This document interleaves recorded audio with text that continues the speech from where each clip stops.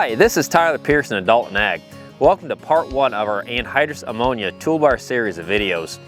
Today we'll be going over the initial setup of our Anhydrous Ammonia Toolbar using our SHADOOW Series 20-knife conventional bar as an example.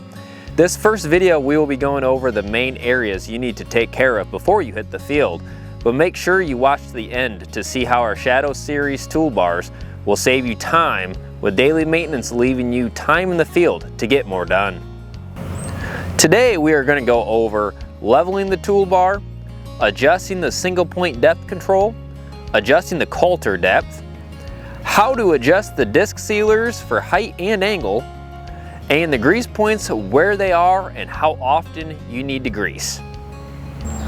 The first thing we are going to go over is leveling the bar. You should level your bar to ensure consistent fertilizer application depth. Here you can see the frame isn't level. Our adjustable front tongue allows you to adjust the frame from front to back to make sure the bar is parallel to the ground. So to do this, you will unlock the front tongue. You will go clockwise, the back of the bar goes down. When you go counterclockwise, the back of the bar goes up. And that is how you adjust the front tongue.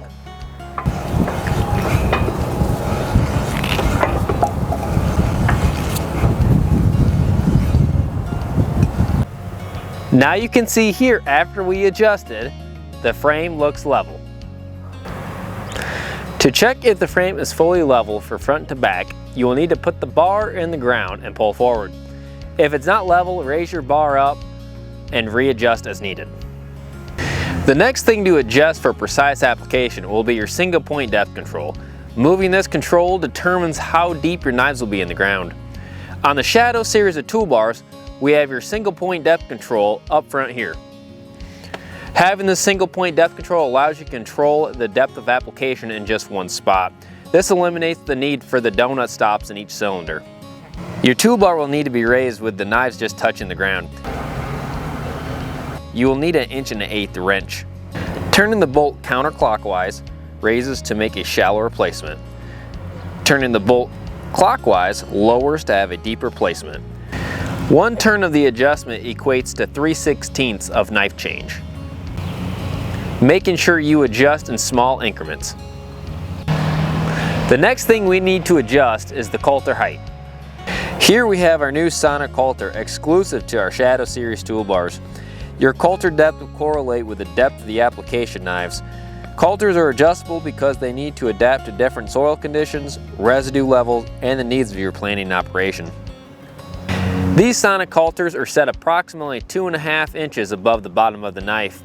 Typically you will run your Coulters just deep enough to run through the field residue, but not so deep it causes premature wear. If you would like your Coulter to run deeper or shallower, what you will do first is you will take a 7/8 wrench and a 13/16 wrench and loosen these two bolts up. Next, you will move to the Coulter arm. This is where you will actually adjust the height of the Coulter. There are 3 holes within the Coulter arm for adjustment. This size would be an 1 1/8 impact and wrench. What you'll do is you'll take your wrench and impact, take the bolt out completely, and then this is where you will be able to move your Coulter up and down. Our disc sealers can be adjusted for height and for pitch, meaning how aggressively you would like your disc sealers to cover your trench. The need for disc sealers is pretty straightforward.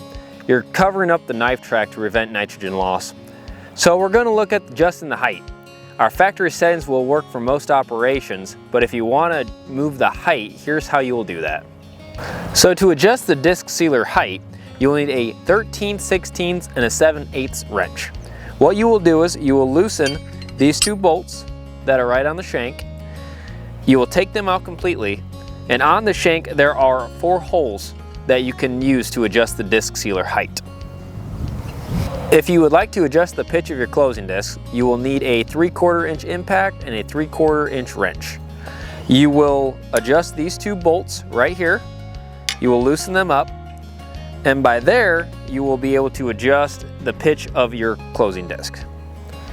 After you do so, then you'll be able to tighten them back up.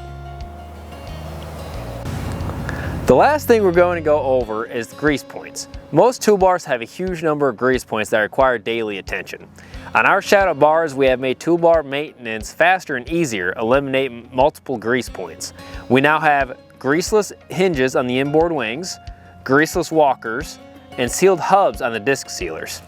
All this will save you time in the field so you can get more acres done each day. We recommend checking the following grease points on the SHADOOW toolbar. 1 on each of the outboard wings, 3 on the rear hitch, 4 on the tongue. We have only 3 spots on the row units that will need attention. The point should be checked daily and greased as needed. So to recap, today we went over how to level your bar, adjusting your single point depth control, your Coulter height, your disc sealers for height and pitch, and where your grease points are and how often you should be greasing. Make sure you subscribe to our YouTube channel to see upcoming videos in the series. To see more about our SHADOOW toolbars or all the other fertilizer application equipment we have to offer, visit daltonag.com. We are also on these social media channels.